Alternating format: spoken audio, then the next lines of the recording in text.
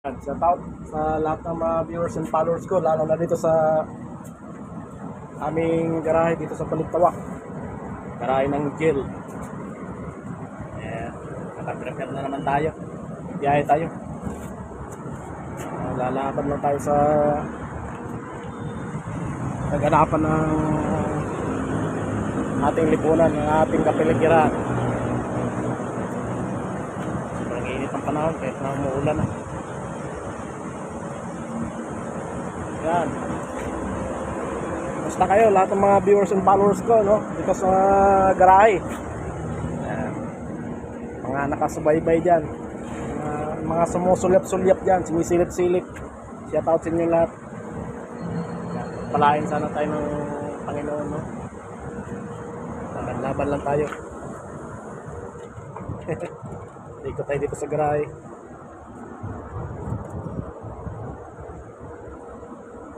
Marami pa rin bus, pero naglabasan na yung iba.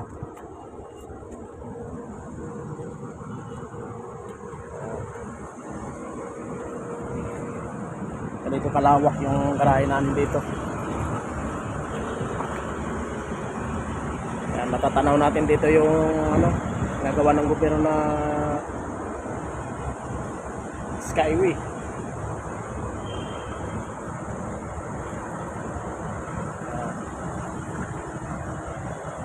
Ito yung bus na dadalhin natin ngayon.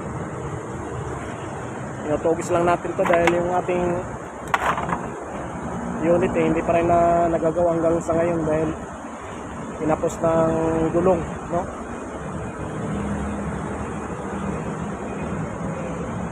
Tagalang muna tayo sa tugis-tugis. Nakakabiyahe naman kahit papano. Yan, maraming salamat, maraming thank you sa lahat ng mga followers ko dito, no? Sa mga kaibigan natin dito sa Facebook, dito sa social media. Yan. Maraming nagmamasid yan, subaybay yan. Wala naman tayong content na may bibigay na maayos ngayon, pero at least nagpapakita pa rin tayo dito sa social media. Nais ko lang kayong batiin, no? Gandang hapon sa inyong lahat. Malapit na naman matatapos yung 20% discount sa bayaran sa pamasahe. Kaya babalik na naman tayo ngayon sa by Sunday siguro, Saturday. Babalik tayo sa dati.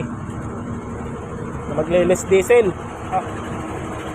Takot na namang tigmaan sa karsada. Pero sige lang, laban lang para mabuhay tayo ng marangal. At least namumuhay tayo ng marangal, yung karangalan nilang tanging pagmamalaki natin sa daigdig natin, sa mundo natin, yung magiging maayos tayo na tao. Sunurin tayo sa batas ng tao at sa batas ng Diyos. Maraming salamat sa inyo, guys.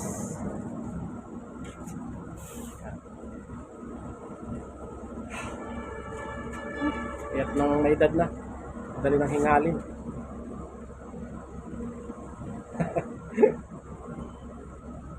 Yan, kumusta sa inyong lahat? Yan, Luzon, Visayas and Mindanao, lalo na dyan sa mga kamag-anakan ko dyan sa Mindanao, dyan, sa Mati, Davao, mga kapatid ko dyan, nanay ko. Shout out sa inyong lahat. Kumusta kayo? Sana batiin nyo naman ako kahit papano. Sana mapansin nyo rin ako. Ingat.